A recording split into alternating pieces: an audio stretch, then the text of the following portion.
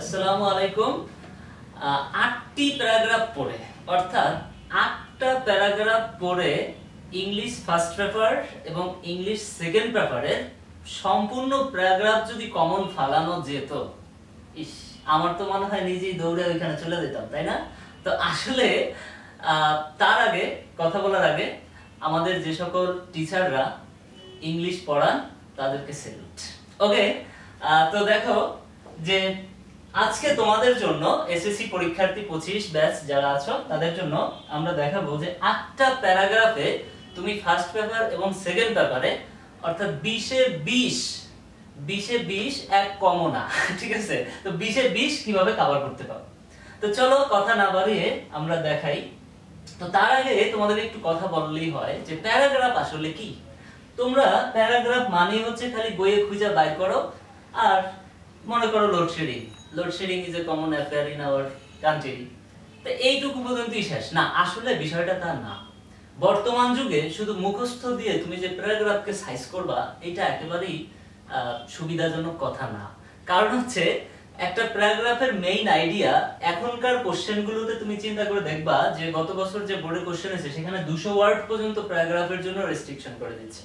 তার মানে বুঝতেই পারছো প্যারাগ্রাফ আর এখন সেই ছোট পিচ্চি প্যারাগ্রাফ ভাবলে চলবে না, একটু বড় করে লিখতে জানতে হবে। ওকে, তার আগে দেখো যে আজকে আমরা যে আমাদের যে সাজেশনটা সুন্দর করে তোমাদেরকে উপস্থাপন করে দেখাচ্ছি সেটা হলো আমরা যে সাজেশনগুলো নিয়েছি সেগুলো একটু দেখো। 1 নম্বরে আমরা দিয়েছি আওয়ার ন্যাশনাল ফ্ল্যাগ। 2 নম্বরে আমরা দিয়েছি ট্রি প্ল্যান্টেশন। তো এর সাথে একটা জিনিস আছে দেখো, ডিফরেস্টেশন। এখন ডিফরেস্টেশনটা আবার আমরা কেন দিলাম এখানে?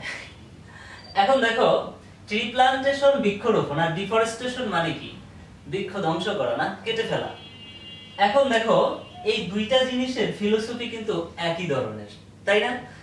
একটাতে হচ্ছে গাছ রোপণ করা আর একটাতে গাছ কেটে ফেলা। তো এখন তুমি যখন ট্রি প্ল্যান্টেশন পড়বা, ডিফরেস্টেশনটা তুমি পাশে রেখে পড়ো, দেখবা যে আসলে তোমার জন্য খুব সহজ হয়ে যাবে।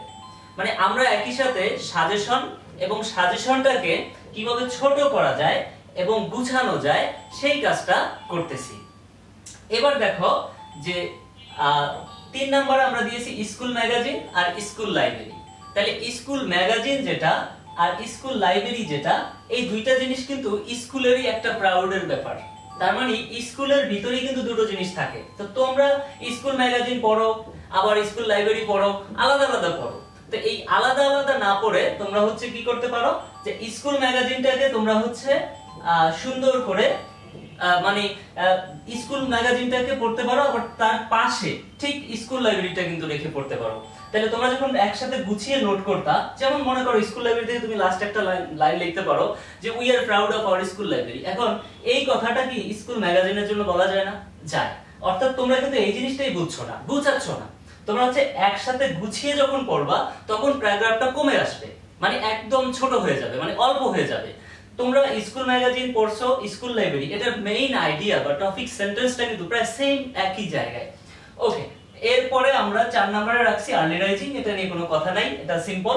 এরপরে এ বুক ফেয়ার, তারপর রাখা হয়েছে 6 নম্বর নিয়ে একটু কথা বলি। দেখো 6 নম্বর আছে কি, আমরা দিয়েছি ফার্মার, হকার, রিকশা পুলার।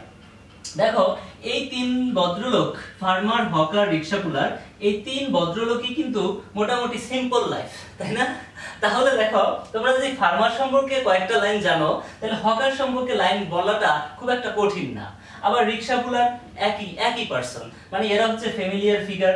এদেরকে মানে তুমি কিন্তু খুব সহজে মানে যখন তুমি ফার্মার পড়বা তখন তুমি ফার্মার, হকার, রিকশা পুলার তিনটাকে কিন্তু একসাথে করে পড়বা। তখন দেখবা যে তোমার আসলে ফার্মার, হকার, রিকশা পুলার তোমার কিন্তু সেম মানে একটা সহজ হয়ে যাবে, মানে একটাই মনে হবে। এরপরে দেখো আমরা দিয়েছি কি 7 নাম্বারটা সবচেয়ে ভালো একটা জিনিস, water pollution, traffic jam, load shedding, accident, drug, price hike আর ইত্যাদি ইত্যাদি। মানে এগুলোর নামের মধ্যেই দেখো কেমন একটা ঝামেলা আছে। ওয়াটার পলিউশন তো পানি আবার দূষণ, তারপরে দেখো ট্রাফিক জ্যাম সাংঘাতিক জিনিস, লোডশেডিং আরো খারাপ জিনিস, অ্যাক্সিডেন্ট মরেই যাওয়া। আর ড্রাগ খেলে তো এখন বর্তমান যে সোসাইটি দেখো যে ছেলেমেয়েরা কিন্তু ড্রাগকে একেবারে পানির মতো খাইতেছে। তো এরপরে প্রাইস হাইক। তো এই জিনিসগুলো হচ্ছে আমাদের এই জিনিসগুলো সবগুলোই হচ্ছে ব্যাড সাইড, অর্থাৎ water pollution, traffic jam, load shedding, accident, drug, price hike. এখন এই জিনিসগুলোর মধ্যে একটা মজার ব্যাপার দেখো, প্রত্যেকটা জিনিস আমি যদি বলি water pollution is a great problem তার মানে তুমি ট্রাফিক জ্যাম কেও সেম কথা বলতে পারো, লোডশেডিং কেও সেম, অ্যাক্সিডেন্ট কেও সেম, ড্রাগ কেও সেম। তার মানে এই জিনিসগুলোকে তুমি একটা প্যাটার্নে পড়তে হবে। তাহলে তুমি কি করতে পারবা, তুমি যদি শুধু ওয়াটার পলিউশন পড়ো তাহলে তোমার কাছে শুধু ওয়াটার পলিউশন সম্পর্কে আইডিয়া থাকবে, বাট তোমাকে দেখতে হবে যে আমি ব্যাড ইফেক্ট সাইডগুলোকে আলাদা করে যখন একসাথে পড়বো তখন এই সবগুলো পড়লে আমার ভিতরে একটা মেইন আইডিয়া ক্রিয়েট হবে, আর তখনই আমি কিন্তু একটা প্যারাগ্রাফ বড় করে লিখতে পারবো। সো এইজন্য সাজেশনটা হবে এদেরকে এক কাতারে, মানে একটাই চিন্তা করবা। এরপরে আছে আমাদের উইন্টার মর্নিং, এটা তো মুখস্থ করতে হবে। আর এরপরে আছে তোমাদের টিএসটল, আর লাস্টে আমরা দিয়েছি কম্পিউটার মোবাইল ফোন, অর্থাৎ এটা খুব একটা ইম্পর্টেন্ট না, 10 নম্বর। কম্পিউটার মোবাইল ফোন হচ্ছে এই টেকনোলজি টাইপের একটা আইডিয়া থাকাটা খুব একটা ভালো, মানে রিস্ক হয় না আর কি।